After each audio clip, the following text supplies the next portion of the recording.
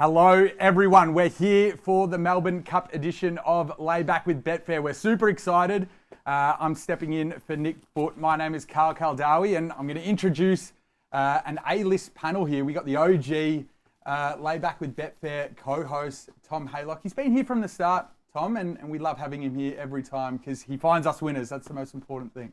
Good to be here. Looking forward to Tuesday. It's going to be warm, humid. We'll touch on the track and the weather and whatnot, but what a panel we've got, Karl. It's good to have you here as well. So looking forward to the next hour or so. A couple of special, very special guests. Shane Ciurleo obviously provides content on Queensland racing on the Betfair hub, and he's just an astute punter. Let's be honest here, and a great bloke. So it's good to have you down here, Shane. Thanks for having me, Karl. Excited to be here today and also to attend the Call of the Card tomorrow. So looking forward to the next couple of days and hopefully finding a winner and providing some decent info today. Yeah, we'll talk about Call of the Card because I'm looking forward to getting stuck into a few things with you. Roaming Curly is obviously something we're going to look forward to. But Andrew, the man, he's very busy around this time of year. He's got all his international form. He's looked at all the horses. His in-depth preview is up on the hub. We were working on that till about midnight last night, but you got to service the punters, mate, don't you? Well, look, at all hours of the day, don't you, Karl? It's look, great time of year, best time of year to be having a bet, and this Melbourne Cup, it does look a good betting Melbourne Cup. So hopefully we can find a couple of winners here and there throughout the day as well. Give us a bit of a bank. Yeah, I'm actually looking forward to talking about some of the selections in your preview. I reckon you've shocked a few here. You haven't gone. Predicted number one Vauban as your first on top selection, so looking forward to getting stuck into that. Yeah, we'll get to it. Look, I think he's a big chance, but we'll get to him later. But there's a couple there I'm really willing to take on, and hopefully they're horses that some punters might come for, so that we can make a bit of money by laying them. Your preview's up on the hub. Your selections are on the Betfair app. How many words was your preview? There's been a few people commenting on the length of your preview. You put in the hard work. Have you got a word count for us? Yeah, it just ticked over 10,000 before I sent it over to Karl last night. So, yeah. You're not getting paid by the word. No, I know. I wish I was. I should have. I've sold myself so short, haven't I? Yeah. Really. Well, we can't start the show on Layback without our famous lay-bin, and I'm going to go straight to Curly because he's been dying to have a go at the lay-bin. What are you getting angry about, Curly? I'm getting ahead of myself here. I'm anticipating we're gonna hear this from the Gold Trip camp. This continual narrative of we will scratch the horse if the track's too firm. I'm anticipating we're going to get it tomorrow. It's going to be warm. It's warm day today. 28 odd degrees tomorrow. Forecast for Tuesday's, hot, but it's chance of a storm. So I'm sure we'll hear it. I spoke with Tom before we come on the show, and he said that the track speed data told him the track was a good 3.217 at Moonee Valley, and the horse seemed to handle that and run pretty well. You're not scratching out of the Melbourne Cup. It's going to run, and it's going to be a good chance. They can't replace the runner, can they, if you scratch? It's laid out of the Melbourne Cup? No, it's funny. It's 2023, and some WSPs can't handle emergencies or a 25th runner. It's amazing that we don't have emergencies. That's an easy lay-bin. The fact that we don't have emergencies in a Melbourne Cup. Get in the lay-bin. Yeah, lay-bin for sure. The fact that Karl's wearing a jacket, it's about 48 degrees. It's hot under the camera. Yeah, Karl turns up in a t-shirt and decides he has to wear a jacket. Betfair branded. That's in the lay-bin. You're never shy with your lay-bin, Tom. Go for it. That's the easy one. Isn't that going to be the whole hour? It's just lay-bin. Yeah, correct. Correct. Anyone else you want to throw a barb at while we're going around? Well, Karl's an obvious one. Hawk decides to turn up about an hour after he was meant to. That's an easy one. Throw him under the lay-bin. You actually got some nice shoes on today, so that's good. Where were you? At Living Legends. We're at Living Legends. You did realise Living Legends is here. You know what? I thought Living Legends was like right close to the city. No, it took some. This is Living Legends, mate. This is Living Legends. This is where we are exactly. And, correct. should have brought the Hong Kong crew here. Now I've been driving the Hong Kong crew around, and they wanted to go out and see some of those old Hong Kong horses that were out there this morning. Unfortunately, they then decided to film another piece, then another piece, then another piece. Then we got on the road, and we're going to be here at a fine time and get pulled over for speeding. But thankfully, the guy, the cop, is a Betfair fan. He's like, okay, we're going to keep an eye out, see if one of your two selections. Send him to the preview. He said, okay, if one of your two wins, we're good to go. So we'll see. Fingers crossed. How good is that? From Hawk? There's Betfair fans everywhere. A young Dean Watling is in the lay-bin. You know Dean. What's he done this time? So I put this on SEN this morning, but I saw him Friday. He got a media pass for the whole Cup week, and he was bragging about how good it was and saying that I didn't have one and how he could get in everywhere. And I went into a couple of marquees yesterday, and the security pulled him up. So good. He was so happy, and then I just walked in and he didn't get in. It was great. So Dean's in the lab in for that. Side quaddies, that's another one. I put that on layback with Betfair. Can't have side quaddies during the week. If you're in a group quaddie, don't have a side quaddie. Stick with your mates. Stick with your mates. Stick with your mates. I don't mind it. My lay bin, I'm sick to death. Like, let's give a break to the people of Geelong, the Geelong citizens. Give a break to them? Well, as soon as Geelong Cup Day comes around, that image of, the crocodile skin shoes, the Oakley sunglasses, the purple ties or whatever, the white belt, exactly, it comes out. Can we give a break to the citizens of You reckon Geelong? they've progressed? I reckon they've progressed. It's 2023, as you said. In saying that, they've built that reputation over 50 years, Karl. So I think in the spirit of Cup Week and the tradition around Cup Week, I think Geelong deserve to maintain that tradition. Fair enough. The owner of Romantic Warrior actually went to Geelong as his first experience of an Australian race meeting because he had Romantic Charm running there on Geelong Cup Day, and I think he said it's a very nice race course. It reminds me a lot of Happy Valley. Now I think that comparison has to go into the lay bin. Geelong and Happy Valley, not quite tomato, I say. Really, exactly. All right, well, let's get stuck into the Melbourne Cup form. We've got a lot to dissect. We're obviously going to go through a runner-by-runner preview, but we're going to start off by having a look at the market. And, Vauban has definitely firmed up. He's at the top of the market at $4 there. Gold Trip, $6.40 without a fight, $7.20. Soulcombe, $11.50. I know Hawk's going to want to talk about him. The Japanese horse, Break Up at $21, an absurd. One that I like at $21 as well. But before we do anything else, I'm keen to talk about the speed map because I think the speed map is going to be very, very important come Melbourne Cup Day. Yeah, it is. And I think high pressure race, to be honest. I'm interested to hear what these people think. But I've got Future History leading from out there. We've got Break Up with a bit of speed.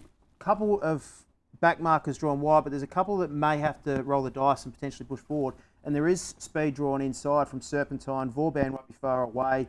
Military Mission as well, and Magical Lagoon will be kicking up and ensuring it's a truly run Melbourne Cup. Do you guys agree? What do you think, Hawk? Yeah, I agree. I thought the same when I was looking at it. Future History, it was interesting to see at Moonee Valley that they decided to take the sit. I think he handled it okay, so I will be interested to see what Holly Doyle does there. But you've got that speed on the inside, as you said. Serpentine will go forward.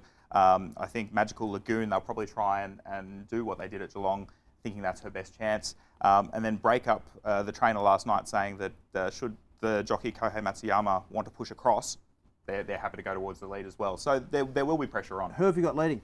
Look, I think I had Serpentine leading personally. Yep. Again, it's just about whether he's able to muster from the inside. But Break Up, after hearing from the trainer yesterday, I'm wondering whether they are just going to chance the arm, and I think that's his only chance, is to be able to actually roll forward. He's very one-paced. We'll get to him in a moment, but I think one of those two will probably lead. Personally. Serpentine barrier 1, probably not ideal. I agree. Has to kick up and potentially do. That's it. And I think they would have loved to have just been able to just get into a rolling rhythm and roll across rather than having to dig up early. Yeah. What are your thoughts on the map? Look, I've got more of a tinfoil hat approach to the speed map here, Tom, with multiple trainers having multiple runners. As well as horses that had qualified that had a run. Like Future History was coming to the Cup. It didn't have to lead at Moonee Valley. It was perfectly fine to ride it with cover for let it go around. So are they just educating him there, or are they just a spin around? I think there's a view to have a spin around, and there's a view to educate as well. And then they'll have to make a decision on what the way to ride him for his best chance to win the race. So. It would have been good to get Rhys Goodwin's thoughts. Obviously, one of the co-hosts of the show. Obviously, as a trainer, what he would think about that. I suppose it makes sense. But what are the track conditions looking like on the day? It's a bit of a weird one, Melbourne Cup Day. The weather. Yeah, look, it looks like it's going to be a nice, fine few days leading up. And we just spoke off air about the day of the Melbourne Cup Day itself being warm, bit humid, and thunderstorms potentially building up. And I think you mentioned it was about forecast like an hour before the race. Reminds me of, I think it was 2004 when 𝗂𝗪𝗡 won, and it was a beautiful morning, and then they're tracking that storm coming up through the coast until it hit about an hour before, and you watch that cut back, and it was pouring rain. So who knows what we're going to get on Tuesday?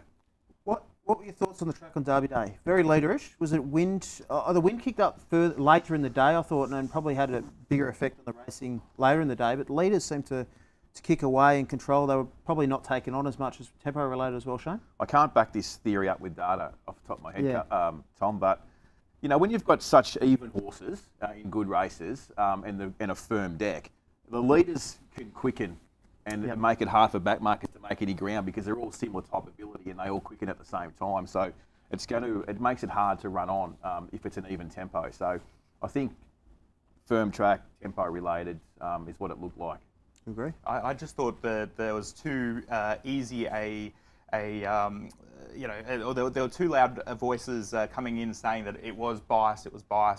When I was watching it, I thought it looked like good, fair racing. As you say, Shane, you know, it's a case of when you get those evenly matched fields, which they were yesterday, and you know, you saw jockeys like 𝗃𝗏𝗏𝗃𝗏𝗏 take it on with Pride of Jenny. You know, I don't want to subscribe to that theory because I think that there is more to it. As you say, the wind was up, but I just think it was good, fair racing, really.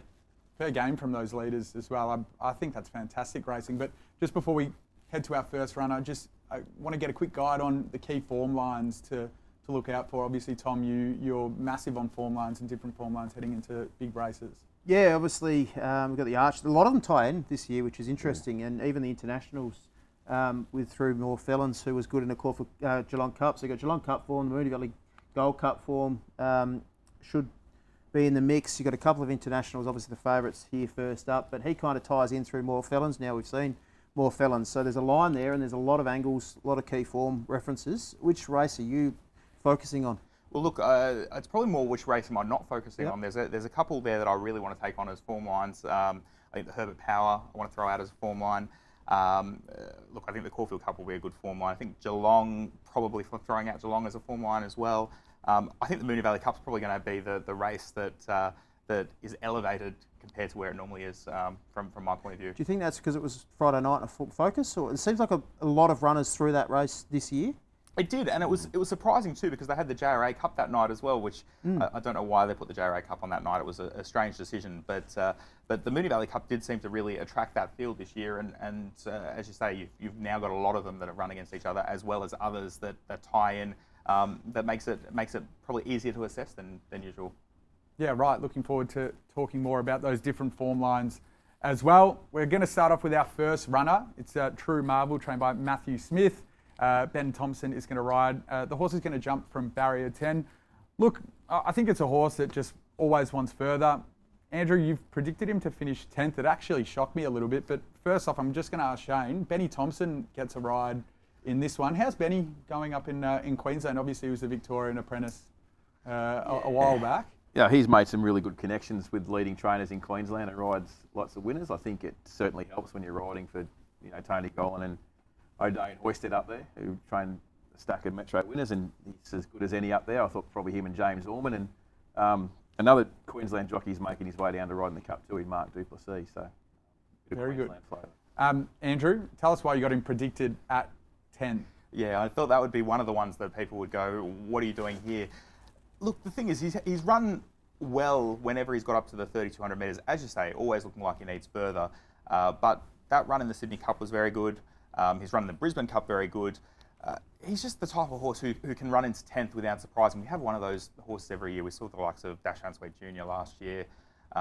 Look, he might need a wetter track than what he's likely to get. But I actually thought his Moonee Valley Cup run was really good. Just a hit and run, nice little hit out. Had been terrible before that, so it could just be a flash in the pan. But he's the type of horse who is likely to be value in a top 10 market, hence why I'd like to have something on him in the top 10. Certainly will be value. You got anything to add about 𝗪𝗪𝗪𝗏? Not a lot. I don't think he's going well enough. 2 from 28 on a good track. I can't see him running top 5, put it that way. How good was it seeing 𝗃𝗏𝗏𝗃𝗏𝗃𝗏 yesterday, Damien Oliver, go to the front and he couldn't be caught. It was a fantastic ride, and that ride got him into the Melbourne Cup 𝗃𝗏𝗏𝗃𝗏𝗃. Who are we going to go to? I reckon, Shane, what do you think of 𝗃𝗃𝗏𝗏𝗃𝗏𝗃's ride yesterday? Run. Yeah, it was comparable to what he'd done, what we saw of him previously, particularly his Queensland winter. He was good. He measured up to that sort of grade. yeah, I haven't entertained him as a chance in this race though. Quick back up, just that form line through Land Legend has been exceptional. So we've seen Cleveland come out from that run second behind Land Legend, came out won the Moonee Valley Cup. So 𝗃𝗃𝗃𝗃 ran third there, came out and won on Saturday in the Archer. We had 𝗵𝗵𝗃𝗃𝗃 was beaten 22.6 lengths in that, came out and won since. Raging Bull was beaten 10.5 and he's since run second, and the form's been exceptional through that race. And Land Legend, I think, is running Saturday, Hawk. So Actually, yeah. So keep an eye on Land Legend because that form stacked up. He was good, quick backup, rock hard fit. I can see him running top 10. Your thoughts, Hawk? Yeah, I think top 10. Look, I don't think he can win, but I think he's a far better chaser than he is leading. I don't think you'll ever see him leading again. I think they did what they had to yesterday to be able to try and take luck out of the equation, get into that Melbourne Cup. I think he'll, as I say, be a better chaser. Zac Lloyd, we've seen how he's risen through the ranks so quickly in Sydney. He's still an apprentice, so taking his first ride here, obviously not getting the claim. Down to 50 kilos, as I say, top 10 chance. Can't see him winning though. Yeah, good luck to Zac Lloyd, 20-year-old apprentice, and he's riding in the Melbourne He rode Cup. in the Cox Plate. Probably wasn't his best, Shano. Oh, he's fine. He was riding to instructions. Yeah, So I agree. I went out. So I remember going to Dalby when Zac and Jaden both started riding in Queensland at Dalby, and I walked away from that meeting saying Jaden's going to make it. Don't know about Zac. What a everyone was saying It's gone the complete opposite. He's But everyone was saying that, unbelievable didn't they? young rider. Yeah. Amazing. Let's move over to interpretation, the first of 𝗃𝗃𝗃𝗃𝗃𝗃 runners that we're going to talk about. Obviously, it's a horse that failed to finish last year, had wind issues in the Melbourne Cup, had a pretty decent spell, but has only had freshen ups since then. So one of those interesting preps. I think 𝗃𝗃𝗃𝗃 and Dave Eustace like to do that with their stays, but what are your thoughts on the horse, Hawk? Look, it was a tough win in the Bendigo Cup. I took on the Bendigo Cup form last year and we saw High Motion come out and run third. But really, look, he did everything to throw that win away at Bendigo. I just, for mine, he's not a horse I particularly, I could particularly have in there. I'm happy to take him on. Got to be wary of the stable. That's the only concern there. Look, if he was trained by Bob down at Kyneton or somewhere, he wouldn't be talking about him. No, but they've got he's one of the lightest race horses in the Cup as well, so he's definitely got upside. I can see him running okay. I'm just scared to take 𝗃𝗃𝗃𝗃 Eustace on in any grand final. Yeah, fair enough. I think weight's a massive thing. I can't wait to talk a little bit about the Melbourne Cup weights. Obviously, there's a few top weights that are heavy, but pretty even down the bottom of the list. Future history. Here's an interesting horse, also trained by 𝗃𝗃𝗃𝗃 and Dave Eustace. Holly Doyle is going to ride the horse, jumping from barrier 13. I quite like the horse. Obviously, won its way into the Melbourne Cup through the Bart Cummings. It was tough leading. Tom, what did you think of that form? Yeah, obviously the Bart Cummings was good led. Whether he leads today is the question. Ridden back, we talked about what he did in the Moonee Valley Cup. He was pretty good there. Probably just went around for the spin, and there's a lot of horses that did that in the Moonee Valley Cup as well. He traded $1,000 in the Melbourne Cup markets throughout this year, this horse. So whoever's taken a piece of that, good luck. Another from the stable that I'm wary of, but I'm not tipping. Andrew, what do you think of the horse? Obviously, I think that Valley Gold Cup run was a good touch up. I think wide for most of the trip. What did you think, Hawk? Well, I think before that, I was prepared to throw the Bart Cummings out as a form race, but it was just the nice little trial leading into it. You didn't want to see too much from him. Notably, he's the one that really gets the weight drop out of it. He gets the 6 kilo weight drop down to the 50 kilos, which is obviously going to be something that's really going to play to his strengths. Holly Doyle, for those that don't know, exceptional rider, very popular. Married to Tom Marquand, who everyone knows down here. Tom's coming down. He's got rides in the races either side of the Cup. Doesn't have a ride in the Cup itself, but Holly does, and she's a fantastic rider to get on 50 kilos. So future history. Look, when I did my first set of ratings, I had him at about I think 22nd or 21st, and in the end I've got him up to 7th. So I think he'll run a bold race again. Can he win? Oh, look, he could win, and it wouldn't completely shock. Just on Holly Doyle, you know more than me, but I think she's a very good jockey. You agree? Yeah, absolutely, and really just gets horses to run for her. So it's great to see her out here. She's never had a ride in Australia before, so I think she's got 2 rides before the Cup on Tuesday, so it'll be interesting to watch those. Shane, you doing anything with the horse? Yeah, I've made it a bet, a top 10 bet. Weight drop, I think, is critical.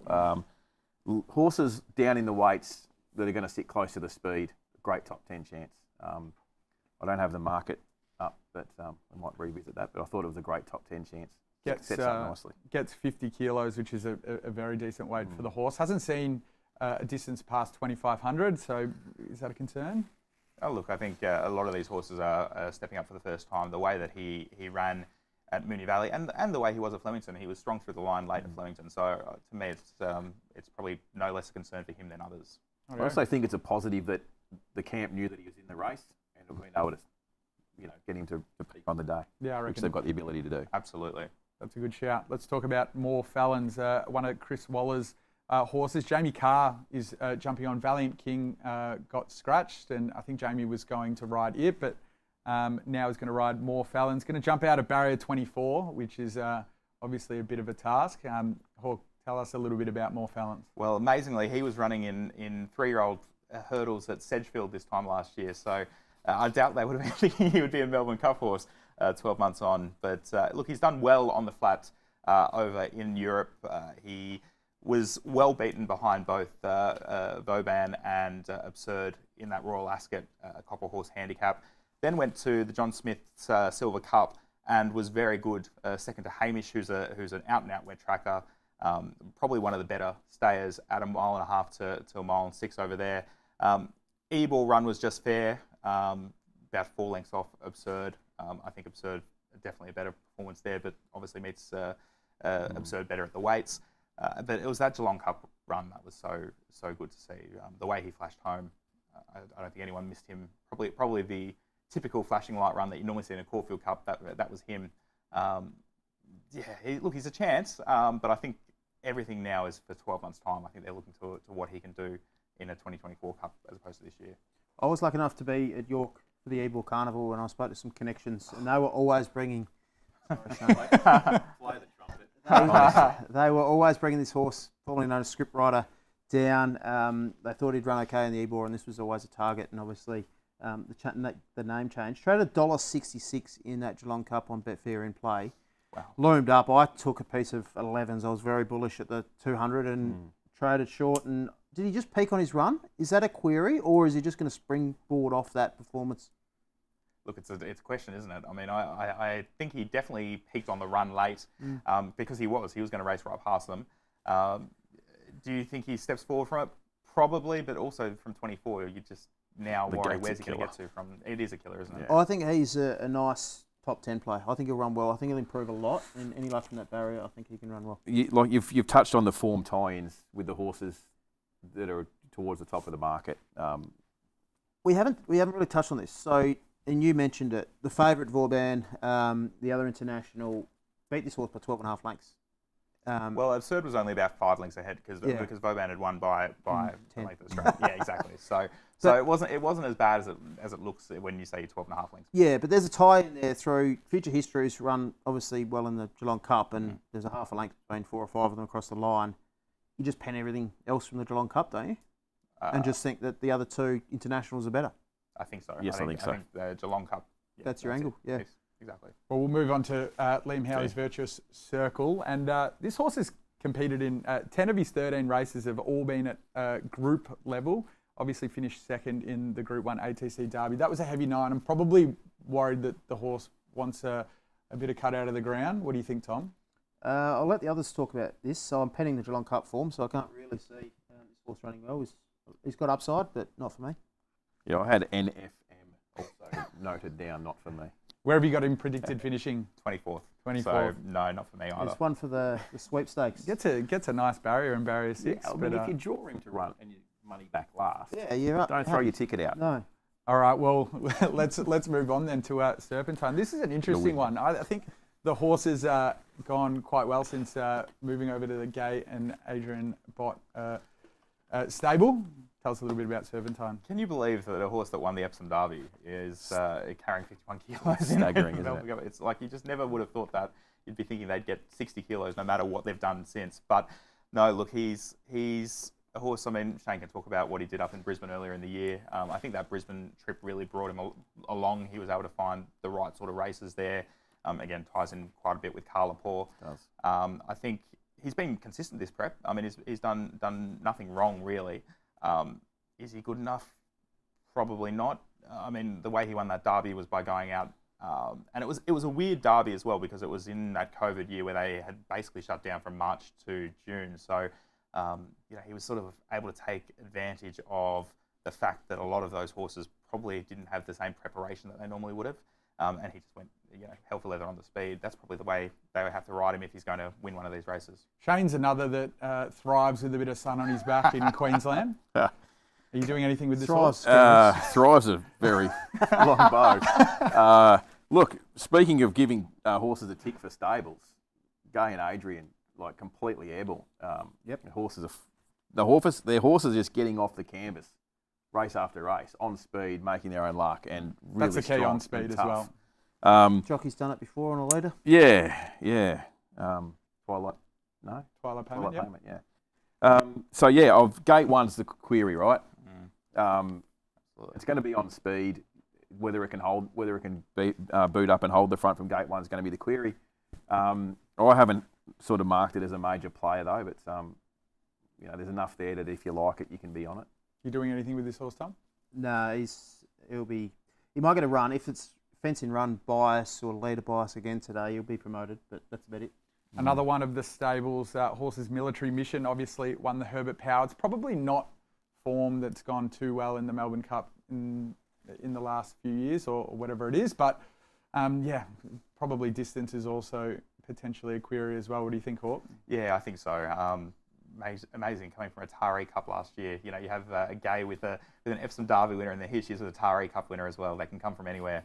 But look, I personally didn't like that 𝗪𝗺𝗃. I think it was a poor 𝗪𝗺𝗃. I think that you go back 7-8 years when it was Prince Penzance came through it and Protectionist came through it. It just hasn't quite had the same impact in recent years, and this year's race especially, it just didn't stack up to the eye ratings wise. So for me, Military Mission's a no. I know Gay's actually been pushing Military Mission ahead of Serpentine though. So just keep saying Military Mission's the one. If you're gonna have a bet, be on Military Mission. But yeah, for me, I'm happy to let him go around without me. Jockey won the Coolmore. She's riding very well. She'll take plenty of confidence from that. How's this? The Newcastle Cup form. Beat Spirit Ridge, who ran second in a Metro Op. You've seen 𝗪𝗺𝗃 run 7th. Cleveland run 9th. The form through that Newcastle Cup has been exceptional. They ran so slowly early that it was basically a barrier trial for those two Chris Lee's horses because they ended up well out of their ground. They just were allowed to saunter home. So again, I'm not sure that form will hold like that, but it is. I mean, and that Newcastle Cup, we saw Durston win it last year, obviously, and come out and win the Caulfield Cup. So it's sort of got a bit of its luster back, the Newcastle Gold Cup. We'll move on to Magical Lagoon, number 16, 51 kilos. Chris Waller trains. Mark Duplessis, as Shane said earlier, is going to ride. What do you think, Shane? No, was my comment here. Not one that I've sort of entertained for a top 10 spot. So has had 3 wins at Group 1 level, Group 2 level, and Group 3 level, all on good tracks. Hawk, probably Group 1 Irish Oaks winner, starting price at $225. What do you think about that? Yeah, she was $225 because she'd won the Ribblesdale before that at Royal Ascot, which is a good fillies race. The favourite in that Irish Oaks was meant to be Emily Upjohn, who's a very well performed filly, but she was scratched, which left a really weak field. Look, Emily Dickinson's come out of it and performed okay this year, but no, that form, that 3-year-old filly form from last year is terrible, and she's done nothing apart from that Geelong Cup run, which was okay. But no, not for me. Move on. Looking forward to talking about this horse. I'm going straight to Tom Lastovka. Sorry, it's a bit of a tongue twister. Did you listen to Mick Price on racing.com after the barrier draw yesterday? I loved his comments about the horse. No, what did he say? He was saying that the horse is thriving at Werribee and very fit, looks great, and looking forward to obviously having her truck along, and she's going really, really well. And I think he's just brutally honest. I like the way he goes about it. I like what he said about Vauban, or Vauban as well. We're going to during comment the on week. that later. Yeah. I like this mare. I think the locals are no good here. I think the Moonee Valley, the fact that they ran so well in the Moonee Valley Cup, there wasn't much between them, and that's a form reference for a Melbourne Cup. I think this mare can run really, really well. I think she's value. I just wish she drew better. She's got huge upside. Obviously, Calder said the stable are confident. I've got her right in the mix, and I think she's in my top 4. Can I just say that I think Mick Price was very keen on the horse being on speed. How did you see the horse in your speed map? Yeah, well, she's... Obviously, from that wide barrier, it's going to have to truck forward as quickly as possible. So I could see the horse getting, on speed at least, or even potentially leading. I think she settled 4th at Longchamp last start, had a nice run there, so it wouldn't surprise me. She probably does up to this trip, 3,200 metres. She'll see it out based on that performance. I wouldn't be surprised if they inject her into the race. What's the international form like? It's actually quite good, her form over in France. She's the type of filly who has looked progressive. She won a race called the 𝗵𝗺𝗇𝗄 last time out, which is a race that has been won by some of their top horses that have travelled in the past, horses like 𝗃𝗄𝗄𝗡𝗵 and Westerner. We saw 𝗂𝗏𝗏 win that race and come out in 2008. She ran 14th of Viewed. But I think 𝗪𝗏𝗏𝗃 is a better horse. That form around 𝗃𝗶𝗀𝗃 earlier in the season, very good. 𝗃𝗶𝗀𝗃 didn't do much in the Arc, but he's the type of horse who's sort of a benchmark French horse. The one thing Mick Price has said, there's nothing of her. She's tiny. She'd be probably 400 kilos max. But a lot of those French fillies are. I did mention in the preview the lightest horse ever to win in Hong Kong was a Hong Kong Vase winner in 2003 called 𝗵𝗺𝗠𝗪𝗓. She was 813 pounds, which is under 400 kilos. But she was a pocket rocket, and 𝗪𝗏𝗏𝗃 is similar. So I think she's got to be a chance. It's just, how do you measure up that form? I found it difficult, and look, I've watched her all year long. So it is going to be a tough one to assess where she is, but there's no doubt she's a contender. With a small mare, she's been racing in fields of 6, 7, 8.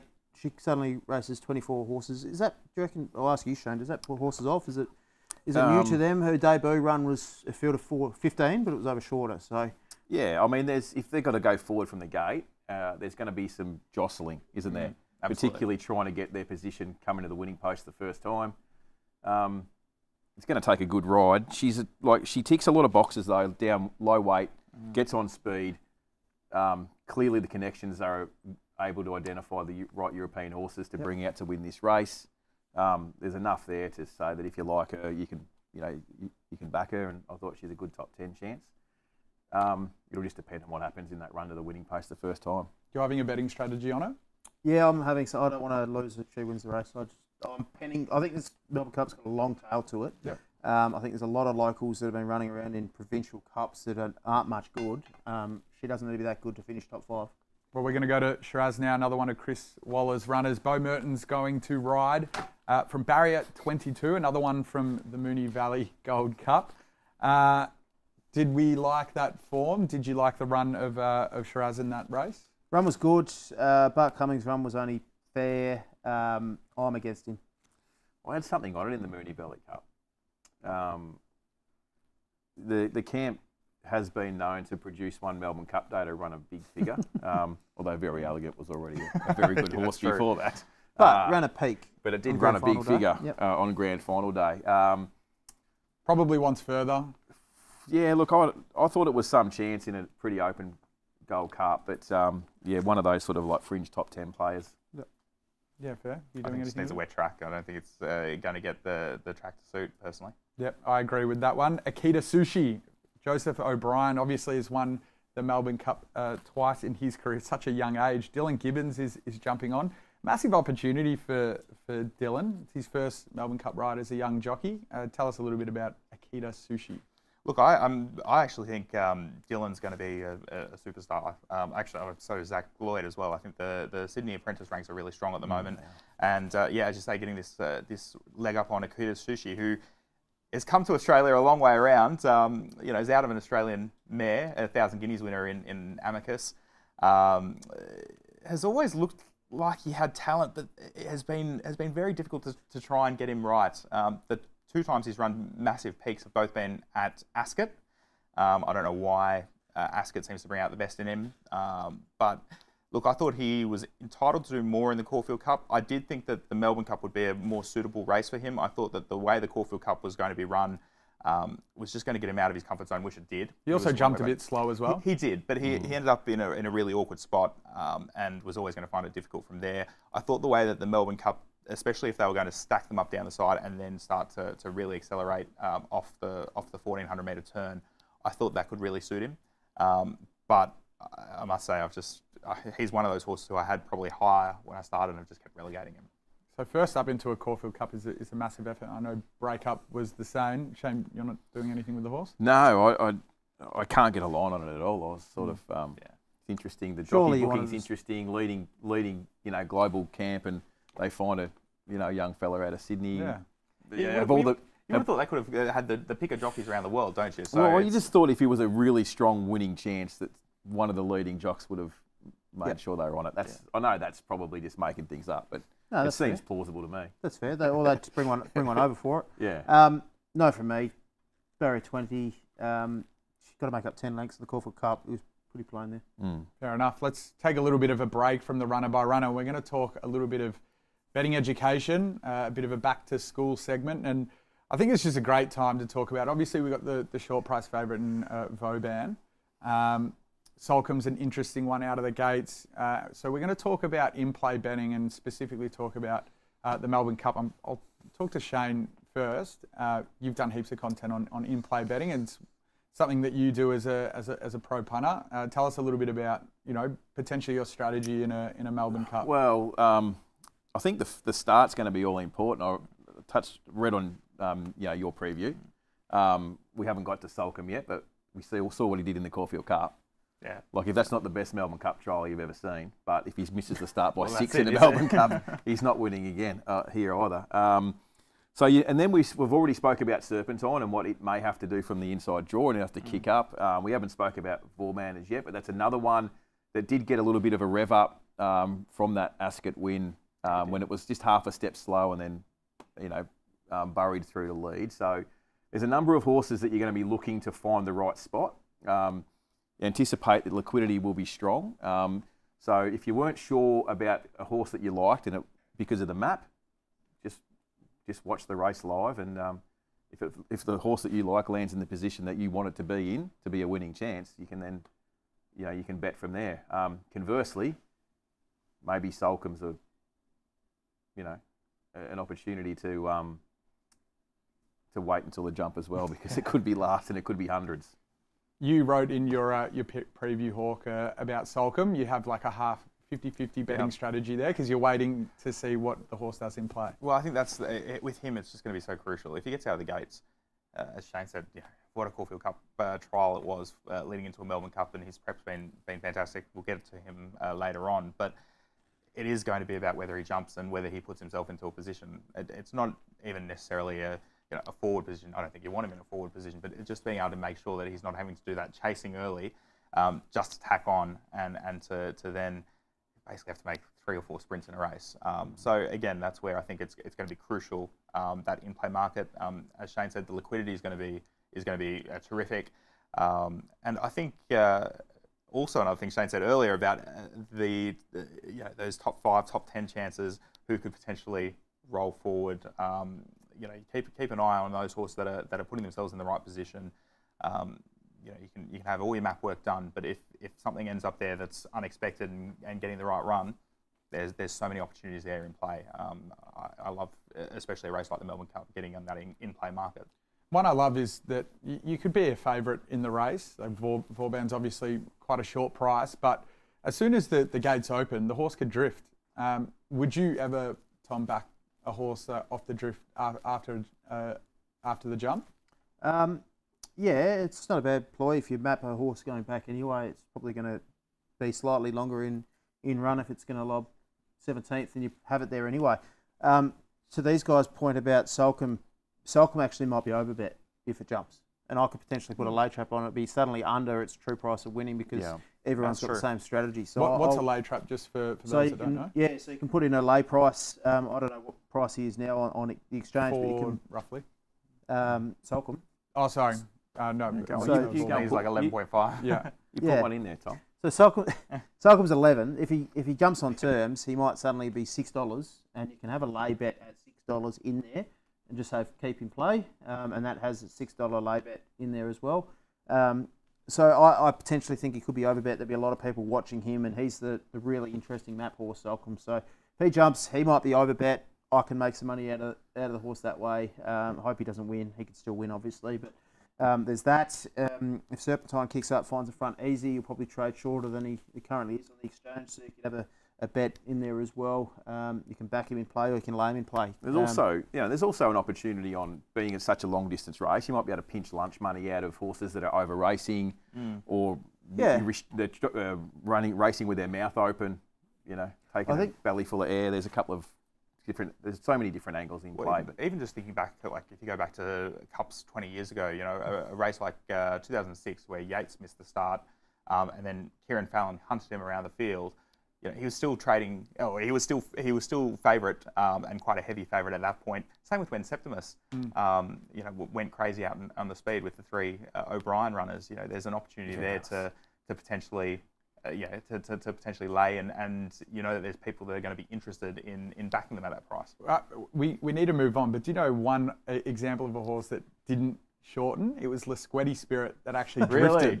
Yeah, got out and got to, I think, $990 on the Betfair exchange, and we know what the horse did. Take 𝗃𝗏𝗏𝗃𝗏𝗏𝗃𝗏𝗏. Just before we move on, obviously without a fight hit, $4.80 in play last year's Melbourne Cup, so had a perfect run in transit and loomed up the wet track. Was probably not to his advantage, but my advice out there to anyone's trying it, just focus on a couple of horses. Don't get, because it's such a big field, you can't focus on every horse. Advice.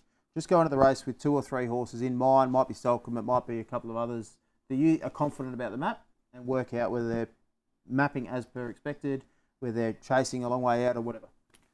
Let's move on. Deshaun Sweet Jr. Do you want to have a crack at that one? Deshaun with a Q. Deshaun with a Q.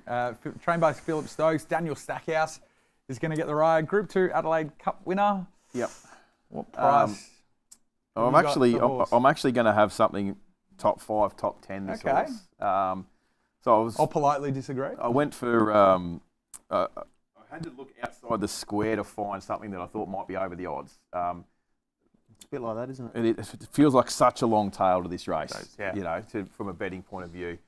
Go back and watch his Melbourne Cup run last year behind Gold Trip. When Gold Trip was in clear air, sprinting away, working his way into the race from the 600, he got held up behind a couple of slow ones and never really got going. You look at his late sectionals, third and fourth fastest last 4 and 2, I think it was, in the race. Didn't really lose ground off Gold Trip that last furlong. High Emotion ran straight past it, obviously, but it's very hard in staying events for horses to lose momentum coming to the corner and then be able to pick themselves up and sprint again at the end of 3,200 metres. So I thought with a little bit clearer, uninterrupted passage on Tuesday that it will definitely be, whacking away through the line where others, will be gasping for air. Two questions. Is this Melbourne Cup as strong as last year or stronger? And he started $59 last year. Is he going as well as last year? He's 110 on Betfair at the moment. I think runs leading up to perfectly fine for a grand final performance. Is the race as strong this year?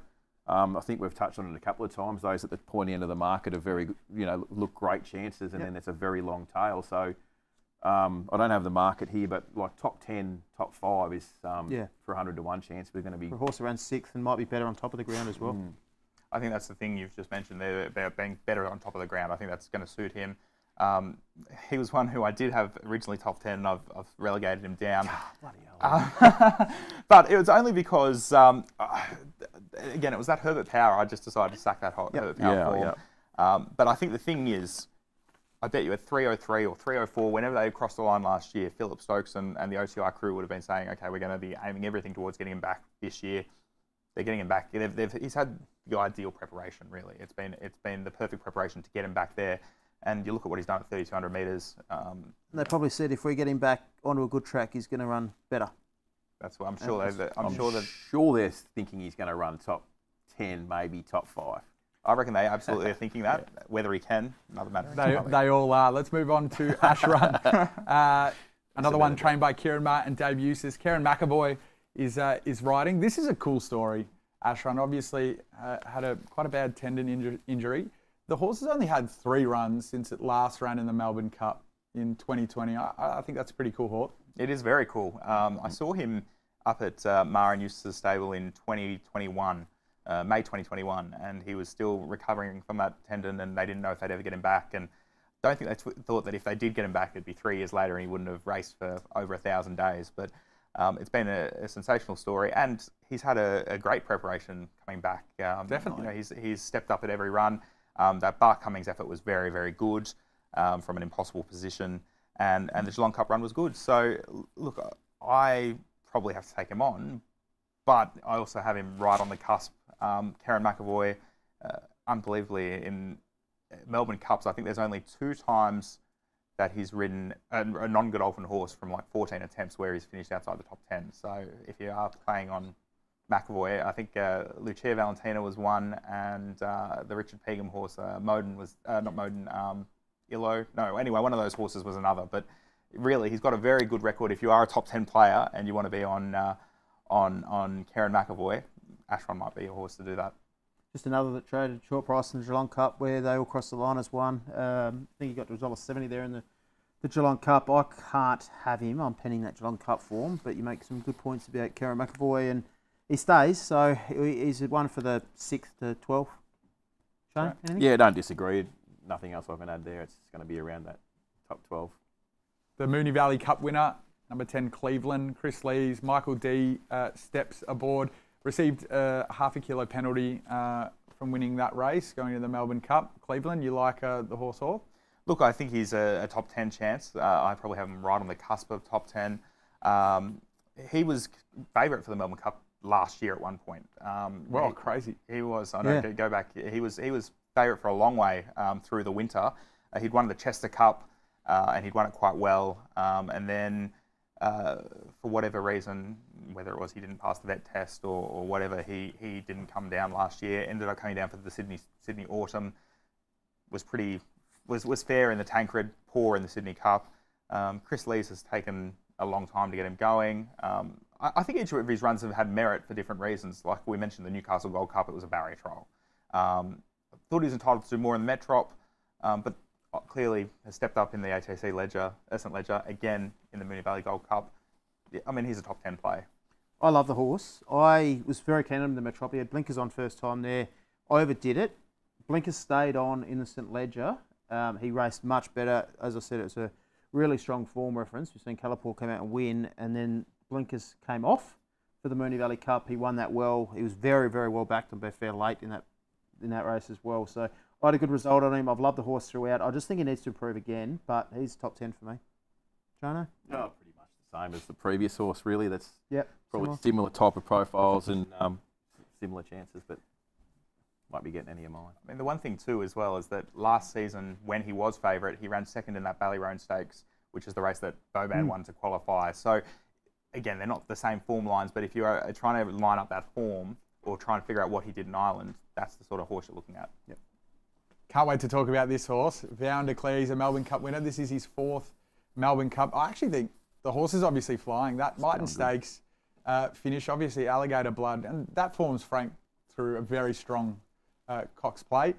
And then I didn't mind the run in the Moonee Valley Gold Cup either. He was wide for most of the trip. Got pipped by Cleveland, who, Tom, you quite like. I don't know. What do you think, Tom? He jumped $7 on Betfair there last start. He hit 890 in play in the Moonee Valley Cup and only went down just 3/4 of a length. Drops 1.5 kilos from last year's Melbourne Cup when he ran 10th. I think he's going better this year. I think he's going really well. Carried 52 when he won it. Got 53 this year. No horses won the Melbourne Cup 2 years apart other than Peter Pan, 𝗃𝗏𝗏𝗃𝗏𝗃𝗏𝗃𝗏𝗃𝗏𝗃𝗏 declares to do it 4 years apart.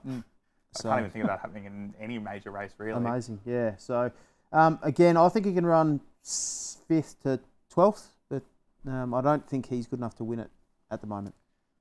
Another horse that's probably going to have to go forward from the gate to get itself into the race and be a winning chance, and it just looks a bit messy. All those horses that I rate 5 to 10 chances, a lot of them have drawn really awkwardly, which makes it hard. it does make it hard. And I think the one thing is he did draw badly when he won the Cup, Yep. but that was a Craig Williams forward that day. Yeah, no, he did, and Yeah. that was a Craig Williams masterclass, and It was. B it was very much run to suit. No, I must admit I was willing to pot him after that 𝗪𝗏𝗧𝗏 run originally. I thought tough run, alligator blood. He'd drawn them up to them. He was sort of flattered in the way that he'd managed to get into second. But look, I mean, alligator blood's franked it since. Jewess has franked it since. I think that even Knowledge yesterday running fourth in the Empire Rose.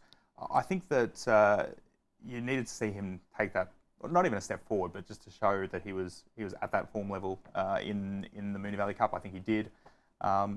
I think he's going better than he ever has. Yes, I know he had that really good prep in the Turnbull, Caulfield Cup, Melbourne Cup that year, but again he was down in the weights in the Cups. I really like what he's doing at the moment. I have to have him somewhere in the mix. He's probably the one I'm including in all the trifectas, all the exactas. Get 𝗃𝗂𝗽𝗃𝗃𝗃 and Vauban on top of him, and I think that's hopefully a result somewhere there. Well, you're going to get a good price on the Betfair exchange, and we'll see what happens, whether maybe he goes to the lead like he did winning the Melbourne Cup with Craig Williams and obviously controlling the race from start to finish. Right you are, let's talk about the horse. It's been a massive 12 months for him. He's raced 15 times since September 14th. What do we think of Right You Are? First Mornington Cup winner to win a Melbourne Cup if he does it. That'll be some sort of performance. I'm concerned that he's had 26 career starts, yet to run beyond 2,400 metres. So there's a big query there. I think he's a consistent, good galloper, good jockey, good stable. So he ticks a lot of boxes there, but just concerned he'll run out a strong 3,200 metres. He'll put himself into the race. He'll be there at some stage, but he'll find a few better. He turned the corner first in the Caulfield Cup and then just got run down by elite horses. But did you like the Caulfield Cup performance? Oh, I think it was a decent effort against the pattern, the way the race developed. I thought High pressure race. It was a high pressure race, and of those that were sort of in that first few, he was probably the best of them. Interesting little stat that I put in my preview that he's the first horse in 61 years whose sire and dam were both Melbourne Cup runners as well. Wow! So you think and like a ding. He's showing off now, Hawk. I've got to find something. I've got to find something to fill 10,000 words. Don't I? But no, look, I think I have queries about him at 2 miles too. For me, I think he's probably fringe top 10. But yeah, I'm happy to let him go around without me. Fringe top 10 on the Caulfield Cup run. I thought, as you touched on, his effort on speed was as good as anything there, and he can put himself close enough and whack away. Looking forward to talking about this 𝗃𝗏𝗧𝗏 horse. It's absurd. It's a horse that, like its stablemate and the favourite Vauban, has had to go over the hurdles. He's also by Fastnet Rock, if you can believe, and we're going to see him hopefully be in the finish in a 3,200 metre Melbourne Cup. Pretty crazy, Hawk. It is crazy, but I think you should go to Tom here. I don't know if he's told you, he was at York, so he saw absurd. Did you hear that? Yeah. You were meant to be there. I was meant to be there. 𝗃𝗏𝗧𝗏 winner. They've got a decent record. Principal ran 8th, obviously, in an 𝗃𝗏𝗧 and came out and ran 2nd of 𝗃𝗏𝗧𝗏 and 𝗃𝗏𝗧 in 2019. So it's usually a pretty decent form reference, Hawk, the 𝗃𝗏𝗧𝗏. Smashed by Vauban a couple starts ago at Ascot, but I actually liked what this horse did in the last 50 metres, taking ground off Vauban. I know Vauban was 45 lengths in front, and probably soft on the line, but I thought he was pretty good. As I keep mentioning, I don't think the locals are much good this year. They've all got form intertwining. They're all coming off Newcastle Cups, Geelong Cups, Moonee Valley Cups. It's not A-grade form references to a Melbourne Cup. I give this horse a really strong chance. I think he's top 4, top 3 pick. You're disagreeing by the look on your face, Shane, but No, I'm not disappointed that you like it, because I really like if it. Vauban doesn't show up and doesn't perform at his best, which we've seen last year with 𝗃𝗏𝗏𝗏 Legend, probably not running to expectations, still ran well, he'll be right there. Draws perfectly, one of the top 3 or 4 jockeys in the world in 𝗃𝗏𝗏𝗏, and ticks a lot of boxes. So I've got him right in the mix, Shane. Yeah, look, I went back and watched that run at York that you were at that meeting that day. Travelled wide. Sat 3 and 4 deep. Yeah. Now I don't know I'm not a track pattern guy in the UK, but they seem to all want to get to the outside fence that day anyway. Yeah, they've been racing at York for a few days, so definitely. They certainly wanted to get to the outside fence. I should have went actually and walked the track myself. We spoke about more Felons, script rider over there. He was back and wide, but with cover. Got close enough to challenge, but then, 𝗵𝗺𝗘𝗍 was stronger through the line, I thought, anyway. Yep. Interesting race, that tactical race, that one that you spoke about with Vauban leading. He got a wind up from about the 900 in that race, the leader. Yep. He got a reminder with the stick about the 800 to really ramp it up, and 𝗵𝗺𝗇 was just poking along, buried back along the fence. Could have finished closer. I don't think there's that much. There's that big a gap between them. Like, there's not 5 lengths between them, I don't think. And obviously the favourite has that 400-metre dash up at Flemington, which had the pundits saying it ate the stablemate on the day in the track gallop. They've been working completely different horses, exactly, right? and they're completely different horses, and they're doing different. He's a 4,000-metre hurdle winner. He'll stay all day. So I'm only I'm not an international form expert by any stretch. That's what Hawk's here for. The market is there's too big a gap between the favourite and 𝗵𝗺𝗇, and that's why 𝗵𝗺𝗇 is just a bet on 100%. win, place, top 5, top 10, top 20. I agree. A versus Bs. And you know what? You're getting different odds now. At the start of the show, Vauban has actually drifted. I'm looking at the market now at $4.20. You could get $3.70 yesterday. $3.75 when I walked in here. Yeah. So that's a pretty significant drift in a market that is currently 104%, 3%. 𝗵𝗺𝗇, you could get $32 last night into $16.50. Yeah. So there's a bit of action happening on the exchange. I mean, that's definitely that's the right price, or he's getting closer to his right price. I mean, you look at those runs. I mean, I was hoping that there'd be more people that wouldn't go back and watch those runs and would just rely on margins and just say, oh look, there's clearly 7 lengths between them. It was a great run at Ascot. He was, as you say, as Shane said, Vauban was being really revved up early. For him to get as close as he did was remarkable under the circumstances. And that was also his first run on the flat for Willie Mullins as well. So Vauban had a real long national hunt season, was coming in fit, race fit. And then the 𝗃𝗺𝗺, drawn wide as wall, track deep. But then I think what was most impressive was that Frankie really had to commit from about the 4.5 furlongs, the 900 metres, and just really, he's had to basically see out a 900-metre dash. And that's not easy to do for any horse. So I've seen him show that speed at Ascot, that stamina that you'd love to see at York. I just think that the way he's shaping up, you have to have something on. Perfect jockey for him as well. Because Absolutely. if he needs revving up, he needs to go from the 800, needs a strong rider, 𝗵𝗺𝗇's your man. Absolutely. I think the way this, the only time Zach really got caught out in a Melbourne Cup was when he was riding Fame Game. There was just no pressure on, and he had too much work to do.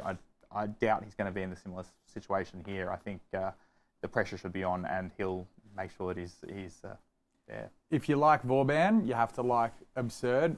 Just quickly, it's giving me a little bit of that media puzzle, Vinnie Rowe vibe, where Vinnie Rowe obviously started as the favourite in that Melbourne Cup, but stablemate media puzzle went on to win it, and we obviously know that story. It's giving me a little bit of that vibe. But we're going to move on to Soulcombe, and this is an interesting one, Hawk, because you predicted the horse to finish first in the race, I think. That's right. Yep. And I think that's fair, but obviously first up in the Heatherly, he won, but he was slow. Underwood finished well, slow out of the gates. Turnbull, slow out of the gates. Caulfield Cup, very slow out of the gates.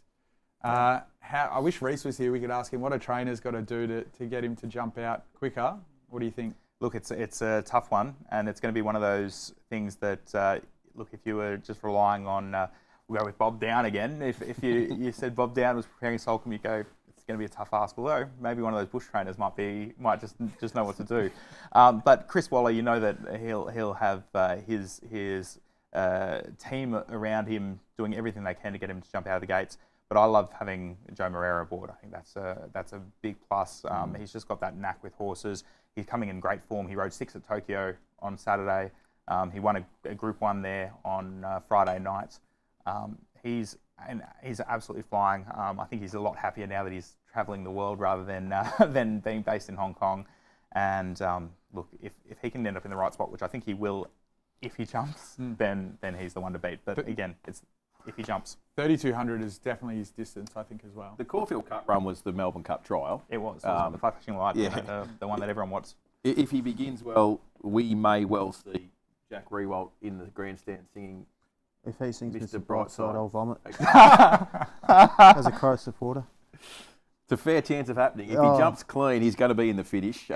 Look, even if he doesn't jump clean, he probably runs top 5 anyway. Yeah, that's it. You know, he's got the ability to overcome a slow start and put himself in the race, but just getting away with them and putting him in the right spot is just Blinkers off? Yeah, look, I think up to 300, that's okay. That's okay. I think, and again, that high pressure, I think it will be good for him. He has to go around as a winner for me. Yep, no doubt. I don't want to lose if he wins. It starts going to be fascinating. I can't add much more, but got a few ahead of him. Shortened a little bit on the Betfair exchange into $11.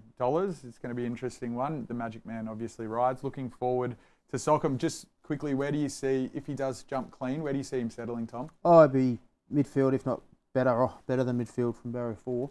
It's interesting. Does he have the same turn of foot if he does jump and settle in the first 4 or 5? You just don't know. Have a look at the horses drawn around him.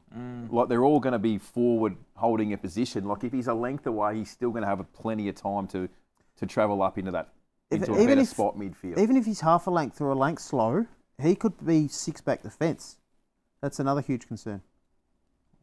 He does need clean air. No one's riding tight coming to the corner. They're all pushing out. Yeah, they are. We'll see what happens. Traffic will be the issue. Yeah, like as that's what, slow ones falling back in his lap potentially, but yeah, and especially if there is that pressure early, you know, there's going to be a few coming back. So it's going to. But again, `𝗲𝗏𝗼 is a great rider to have on in that circumstance for sure. I think just as long as he doesn't pitter-patter out of the start like he did in the Caulfield Cup, it was a genuine pitter-patter. Peter Piper. It was a pitter-patter. Look at the horse's feet. Genuinely pitter-pattered out of the gates in the Caulfield Cup. All right, we're going to talk Jack about Johnson or something. Pitter-patted on the window. We're going to talk about Vauban now. Willie Mullins, Ryan Moore. He won the Breeders' Cup last night, was it? Oh, he's just a freak. He's an absolute freak. Best. And if you can go and watch that ride on 𝗏𝗏𝗏𝗏 to win the Breeders' Cup turf, one of the rides of the season. Sure. Mick Price said about the horse, Tom said this, I've just written down the quote, it's a 3,200 metre race and he will be the toughest, fittest, soundest horse on the track. I also, after his last win, David Casey, who's the travelling foreman, answered a question, or the question to him was, did you have any worries at all dropping down to 1.5 miles?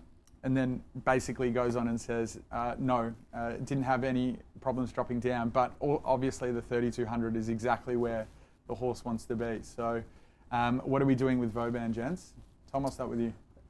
He's my on-topper. Whether I want to dive in if he gets to 350 or not, 420 I'm actually happy to take the price, which he is now currently on the betfair.com.au market.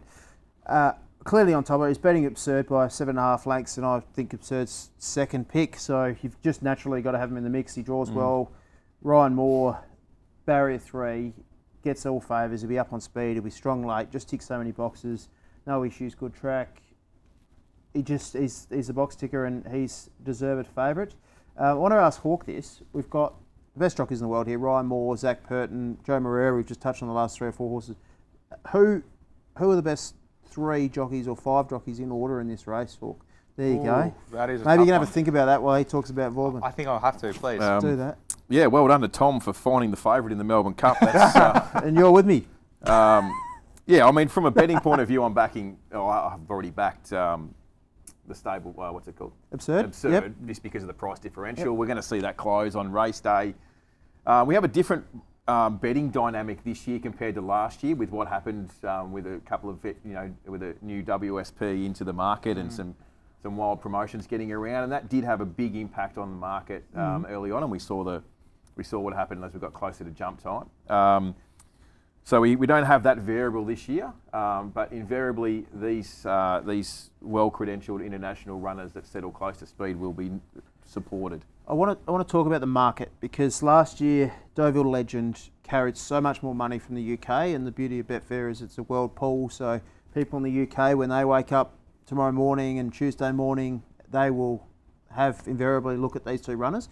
They might see that Vauban beat the other UK runner 𝗪𝗺𝗧, the stablemate, by 7.5 lengths, and pile into this horse like they did Deauville Legend. So really interesting from a betting perspective how they react to this. I think the one thing too, just quickly, is that Racing Post, especially, which is obviously a Bible for so many over there, they've been just saying for weeks, and a lot of their top tipsters and their shrewdest tipsters have been saying Vauban's a good thing, just get on. And I reckon you might see that start to play out in the market, as you say, when you get to Monday morning, Breeders' Cup's over, they've turned their attention to Melbourne. I think that you'll start to see that come. So I think if you are wanting to get on Vauban, Take the 420 take now? the 420 now, or be playing it sometime this afternoon, because I think that market is likely to firm. Yeah, Yep. fascinating. I'm curious, just quickly, Hawk, to talk about what the negatives are of the horse.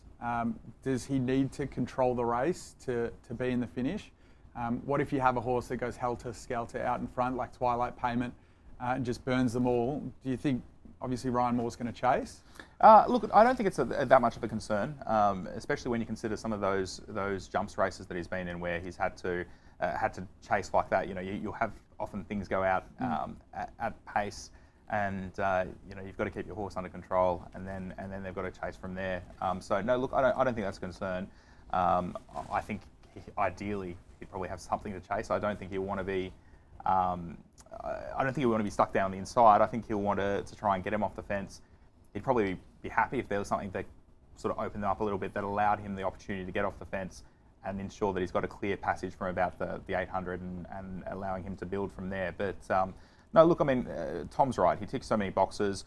I mean, I think even people who are saying he's a hurdler, or he's just a hurdler, that 2 mile hurdle form at the moment in the UK and Ireland is very strong. There's a horse over there, Constitution Hill, who, if you haven't seen him, I reckon he'd win a Melbourne Cup by open lengths. I reckon he's the best 2 miler in the world. Also disciplines a horse to settle, and exactly, it gives them the opportunity to learn those few things. That means that they come here pretty tough and hardy. Answer my question now. Yeah, I was thinking 𝗪𝗪𝗧. Number one? If we're going number one, I'd say, look, the way Ryan Moore's riding at the moment, I have to have him number one. 𝗪𝗪𝗧 at his best, number two, although is he riding at his best at the moment? Probably not, but he's not far off. He's still winning derbies and Cox Plates. Exactly. Although I'm sure the Hayes wish that they'd both gone the other way. I think personally I'd have 𝗏𝗏𝗏 in 3. Yep. 𝗪𝗏𝗏 in 4. I think 𝗪𝗏𝗏 is more of a field jockey, whereas 𝗏𝗏𝗏 just can read a race so well and is just so good at analysing. And I see McDonald's is more of a percentage man. Yep. He plays the percentages more than, say, a Nash Rouilla. If I had a $15 shot, I'd put Nash on instead of 𝗪𝗪𝗏. And do you know what? If I've got a horse that I know I'm going to be sending forward, no jockey I'd rather have on than Nash. He's just so good in the finish, so Where strong. does Zara fit in? Well, I was going to say Zara's probably 5. Doyle, Holly Doyle, I'd have just below Zara. And to be frank, talking of form, the way Mark Zara's going at the moment, you'd probably have to elevate him right up. He's riding like a man possessed. Any opinion? No. The best jockeys are the ones that ride the horses that you back that win. Yes. Good call. Just quickly So on, they're no good. None of them. They're all equally talented and brave professionals. just quickly on Vauban's odds, 420 on Betfair. I just implore punters to make sure that they're having a look at the Betfair exchange and having a look at the odds and what the market is doing. Currently Tab 330, Sportsbet 330, PointsBet 340, Lads 340, 365, 320. So you're getting a pretty significant price advantage. Probably one other thing that will impact that price too, Karl, I think. We saw him... When you open your wallet, pull the card. I did that on 𝗪𝗺𝗏𝗏 before I walked in. We saw the horse, his condition prior to that gallop at Flemington. He was up and about, a little bit sweaty. I'm not sure if that's just him. There will be yard watchers that will have an opinion on them pre-race. Do you know any history there of what he's... No, and that I agree completely is a concern. And that's probably my main concern with him. I will be wanting to get up to the pre-parades at Flemington to see him. They don't do any of that in the UK. It's all behind closed doors. They don't have to deal with the crowds there, which being the favourite that he is, you're going to get crowds outside his stall. He's going to have, and if it is a warm, humid day, again, he's used to racing through British winters. We better move on to break up the Japanese Raider.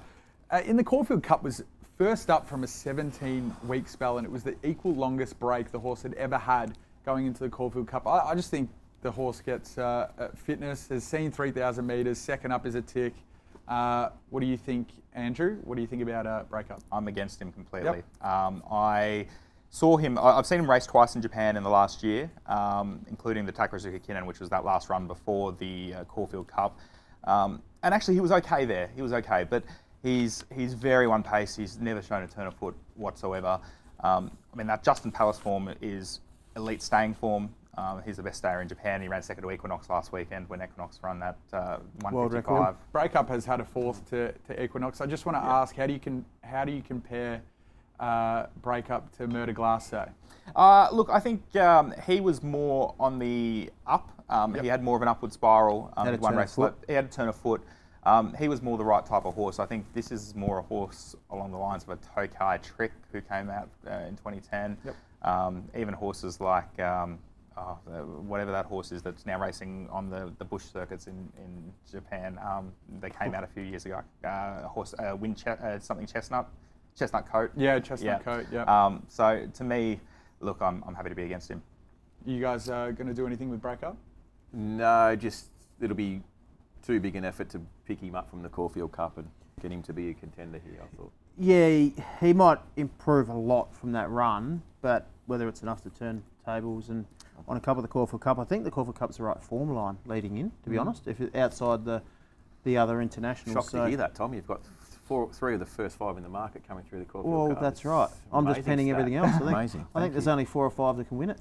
Right? I mean, the one thing I will say too with breakup is I think he was in the right spot in the Caulfield Cup to be able to do more. They've all come from around him, and I mean the way he was travelling up to the 700, he looked a winner, and then he's just found nothing. So I think that's got to come down to fitness, though. I know that the Japanese trainers do an amazing job of keeping their horses in work, so they always have that residual fitness. But first up, 17 weeks from a spell in a Caulfield Cup, like we're not talking about just like a tune-up race, like and it's a a very high Caulfield Cup as well. Yeah, Caulfield Cup. Let's move on to Without a Fight. Mark Zahra choosing this is the horse he wants to ride in the Melbourne Cup. It has to mean something, right, Tom? Yeah, I wonder if do you reckon he got booted off Brave Mead, or did he take the choice on him at Derby Day? Oh, look. I wish same connections. I suppose firstly I don't care, but secondly, I don't know. Don't know. Either, so. It was interesting. He's pulled the right rein here. I agree. I think I've no huge concern. The concern is if he stays 3,200, right? That's the query. He loomed up last Melbourne Cup and he didn't run it out, but that was a wet track. And he was also ridden further forward, where we're seeing him just show that electric turn of foot from further back this time in as well. Hard to say he can't run 32 off what we saw in the Caulfield Cup. He ran the fastest 12, 10, 8, 6, 4, 2 home in a Caulfield Cup off a brutal tempo. That's a great lead up for mine. I want to be a winner if he wins. He's my favourite horse. I think he's been good to me, and I've got him in the top 4 for sure. Yeah, runs top 3. Has to be a horse that goes around a small win at the very least, I thought.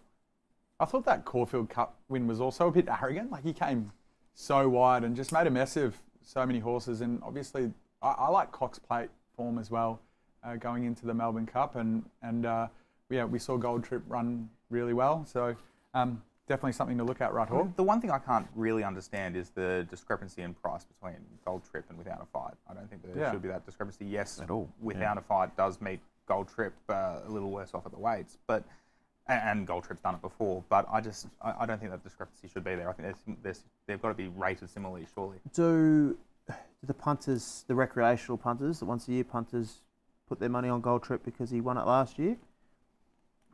Yeah, and then but do the professionals step in and say Without a Fight shouldn't be twice the price of... The professionals will come in at some point and that discrepancy will disappear. But recreational punters, yes, they might know Gold Trip, but then there's also the idea that plenty of them want to be against Gold Trip because they don't want to... They see that winners don't usually come back and win again. So I'm sure there's a bit of much for muchness about it, or it equals the balance. Where's Without a Fight on your... Look, I had him 6th, but... I could have. Well, he was another one who I could easily have had top 3. It was just a case of there were others that I liked more. Put up a price for the top 5, please, Hawk, and I'll jump on it. Okay. Thank you. Barrier 16 for the horse should bode well for him. Let's talk about Alan Kerr. I know that Hawk isn't keen, but one of the stories of Melbourne Cup Day is going to be Damien Oliver's last ride in the Melbourne Cup. I actually think Alan Kerr is a bit of a forgotten horse, besides the fact he's got to carry 56.5 kilos. But I've liked all his runs so far, Shane.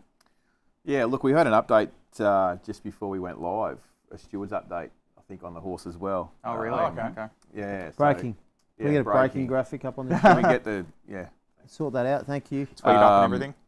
What was the news? You Yeah, gonna tell us? I'll get it up. I think he has a stone bruise Wow. after working on the weekend. If only there were emergencies. If only. I haven't dreamt that, have I? I didn't drink at all yesterday or last night. So maybe he that's a problem. he has a 𝗪𝗺𝗃 shoe. 𝗪𝗺𝗃 has put a pad on. He is doubtful. Alan Kerr stable advised has a stone bruise after work today. Farrier will apply hoof pad and inspect it again Thanks tomorrow. for repeating. Just want to make sure. The official. He's got none. That'd be horrible though if Damien Oliver missed out on that ride. I hope Great. Damien Oliver's riding. A lot of recreational punters get the story, and he starts shorter than he should be. He's what price? Sorry, I was going to. Of course, Betfair only goes up to 1,000 to 1. Yes. That's unders. Currently, Yeah, you reckon? currently $75 on the So exchange. he meets everything from the Moonee Valley Cup worse at the weights. Yeah. And significantly worse as well. Yeah. I can't Poorly. have him. Stable obviously had a misery last year, coming off some pretty ordinary form to run second. So there's But he'd something. won a Geelong Cup, but at least he'd won the at least Yeah. He was racing well. Yeah, he was racing well. Look, the one thing I will say that Moonee Valley Cup, that was a barrier trial. If you've seen it. Absolutely. It was just- And I think the key out of that was the connections wanted to see if the horse was going to run well before accepting for the Melbourne Cup. And I think the fact that they've actually accepted into it means that they were really happy with the performance and it wasn't in the finish, but I quite like the run. So as a barrier trial. He's keen on him. Good luck, Carl. At $75. A 3-footed horse. Is he 75? 75. I'm not going to back it at 75, Unders. but I'm lame at 75. I'm looking at hopefully drifting in the top 10 markets. But Has to start over 120. But now with the Has to. Obviously with the update from the vets. Yeah, that's going to change everything. So the final horse in the field we're going to talk about is the Melbourne Cup winner from last year, Gold Trip, 𝗃𝗀𝗪𝗃 and 𝗪𝗺𝗃, obviously. James McDonald jumps on board. That's no negative whatsoever. He knows a thing or two about winning a Melbourne Cup. Tom, what are you doing with Gold Trip? It's going better than last year. Are they going to run, Shane? Well, you'd have to listen to every media outlet in the build-up to the Cup. And Is he running? Is he not running? look, The build up to How the much Cup. water are they going to have to put on It's the like track? the 𝗵𝗺𝗍𝗵 in 2005. Yes. Will she, won't she? It's I mean, the same thing again. that Cox Plate day was a good 3 on the times, right? He ran 3.1742. I thought he ran really He well. ran the fastest 400 and 200 on the Cox Plate. And He was enormous. And like how good at this caper are Australian bloodstock. The last 2 years, they've used the Cox Plate as a trial for Gold Trip to going into the Melbourne Cup. Honestly, he was not put into the race last year, and he was straight out the back, straight buried on the fence this year. Did you hear what He was not Jamie in a Spencer winning said? position. I don't know. Jamie Spencer hopped off and said, "Gee, Moonee Valley's a tight turning track, isn't That's it?" amazing. Legit. Yeah, I know an owner wasn't very happy with his ride, let alone before he got on the horse, let alone off it. Imagine copping that to Cox Plate. Look, I'm not. You haven't thought to have watch a race or walk the track? Obviously, I'm being facetious when I say they've used the Cox Plate as a barrier trial, but what I'm saying is he has ran really well last year on to winning the Cup, and he's ran really well this year going into the He Cup. ran better this year, I reckon. If the rain comes, if the storms hit and we get a downgrade, he will very likely start favourite. Yeah, wow. I had all these notes about firm tracks and the horse, and I'm scared to say any of them now because I feel like Shane's going to shut them down. But the difference in prep this year versus last year is completely different. I know that the horse can run well on good tracks, but last year the horse was seeing a soft 7, heavy 8, a good 3, and then a heavy 8 before running on a soft 7 in the Melbourne Cup. This year hasn't seen anything better than a good 4 and twice on a good 3. I'm not saying that the horse can't run well on a good track, but the preparation has to be different in terms of being a little bit jarring. I'm actually worried that if the track is a bit too firm, he's just going to get a bit cooked. I think it's got to be all about, like, obviously, you know, having a little bit of a joke around the firm track narrative, but no, the trainers know the horse, right? He had a disappointing prep, I suppose you'd say, during the Absolutely. Sydney Autumn. Yeah. Well, he was plain. poor. He was plain. But he right? must have just been cooked from the Melbourne Cup. Like it's a hard thing to back up after a Melbourne Cup, and not many horses can do it. He was like banned from racing in Victoria when he first came out here that's as well right. from the I vet. was on him at the Cox Plate. He's clearly has. Oh, no, he's clearly Yeah, he clearly has. I got him at 70s or something for the Cox Oh. Plate, and he was set to start favourite. And yeah, Let's not make this show all about you, Tom. isn't it? It never is. Tom Haylock, Al? So the horse obviously has manageable issues. So obviously, you know, the firm track, he won't be able to bring out his best. He's still a class animal. He's an amazing horse. Of course. He'll run well. If it is firm, though, it might be like a Caulfield Cup finish where he's a few lengths off those ones that are on speed and a little bit stronger at the end. I mean, he's been spending a lot of time at the beach, and like I went down and saw him the day before the Cox Plate, actually. Get in, mate. Yeah. Get your speedos on. and Mate, get I in. did actually. Good. Actually, I had these very pants on and you rolled got them up him- and rolled them I up. was going to say, and- you could take last year's layback with Betfair Yeah. shoes with you into the ocean. Oh, believe me, I think they probably went in actually. To be Hawks frank. take it. No, I Get think in the they've sea been to a new thrown level. out a long time ago. But it was look, he's had a very I don't think they're galloping him much because they don't need to. He's obviously having a lot of racing.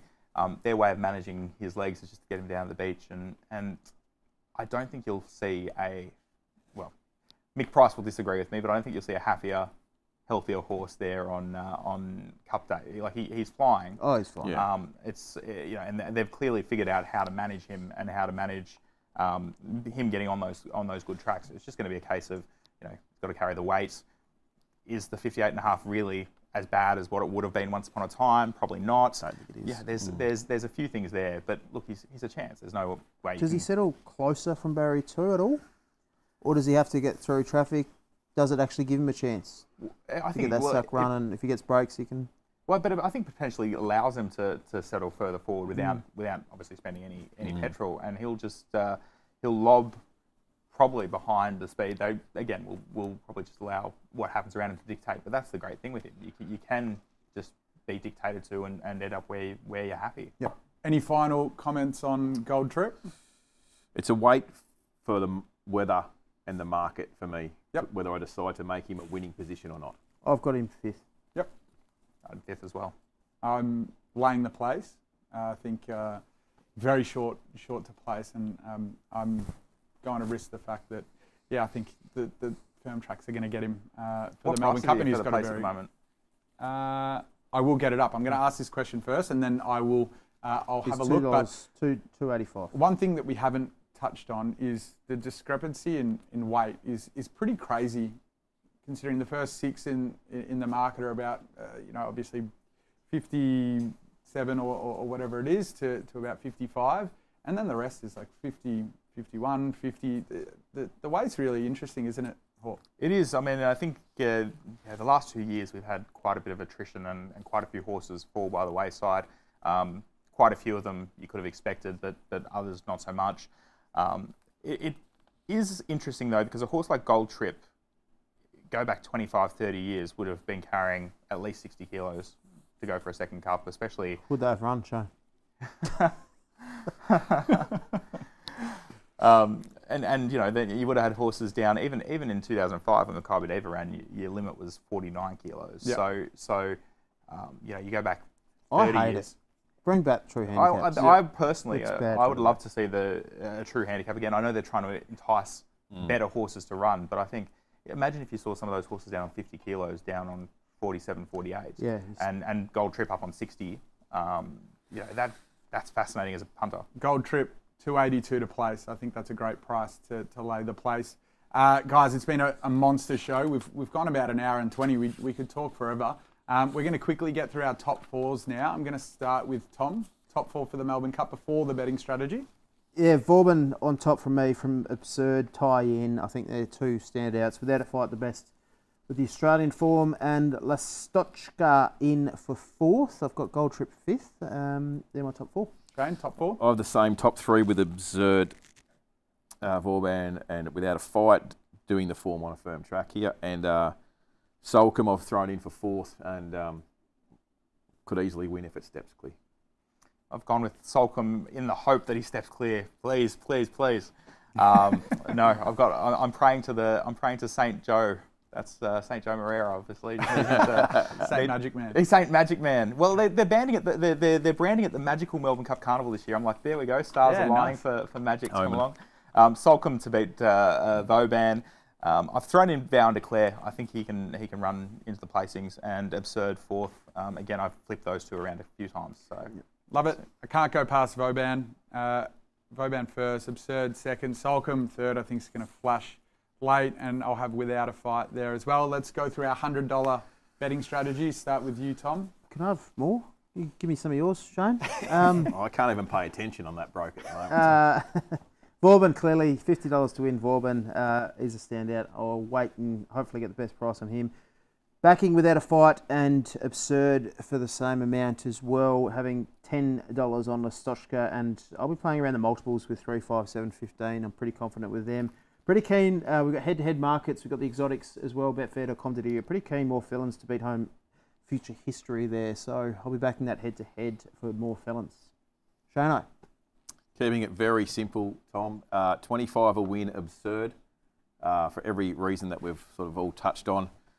Because he can win, I think he can definitely run top 3, so I'll have another 25 on the top 3, and I'll take an insurance $50 on the top 5, which I think was around about $3 after I finished toying around when we got here. So I'm really confident this horse is very hard to beat.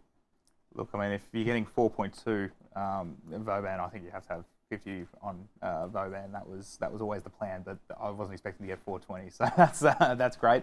And then the other 50 split into two, 25 on 𝗃𝗏 pre-race and 25 once they jump. If again, it might be overbet, so it might actually be hard for the quote, but at least you know that you're going to get into an okay position. I think Vauban for me, anything 4+ is a good bet.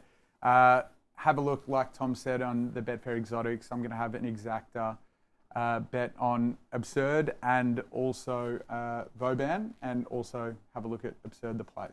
So a few different things there, but there's so many markets on the exchange. I'm loving the head-to-head markets, a little bit less value, but Vauban versus Gold Trip, as you noted in your preview, you're getting $1 there, wouldn't you? Yeah, you get $1.50 for Vauban, which considering that seems absurd. it seems absurd. It seems absurd. No, yeah. I didn't mean I mean, considering at one point the horse got to 370 or whatever it was, to have $1.50 versus another horse. I mean, I'm certain that 4.2 won't hold. They're going to swing. Yep. They'll keep going up and down. Absolutely. Guys, final thoughts. It's been a massive show. Happy to have you guys here, Shane. Yeah, really enjoyed it. Looking forward to hopefully trying to take some positions at the call of the card, and tomorrow we're looking forward to that. But more pressing matters. I'm looking forward to getting down to Merriwell in the next 20 minutes and having a cold drink. Just with the call of the card. Stay tuned. A lot of Betfair content. You're both in the room. You're doing some roving media work for us, a bit of roving mic, which would be good. This will be the last piece of content that I'll provide. This is going to be interesting. We can edit a lot of it, which is good. It's not going live. It's not live. We're doing a lot of content. Oh, I'm disappointed. Some of the bigger... You're right, mate. You're well behaved until then. We do a lot of content. A lot of the big bets also, notable bets will be up on the Betfair app, so you can download that throughout Monday night. That'll all be up there, and it's going to be a big day, call of the card. It's going to be a very exciting day. Looking forward to it. Thanks so much, guys. It's been a massive show, and obviously a big shout out to Nick Foot and Rhys Goodwin. They'll be back with you next week on Thursday's show as we look to Champions Day. I'm really looking forward to that day. But thanks so much, guys. Well done, punters. Good luck on Melbourne Cup Day, and head to the Betfair Exchange for all the latest markets and best odds on the Melbourne Cup. What's gambling really costing you? For free and confidential support, call the number on the screen or visit the website.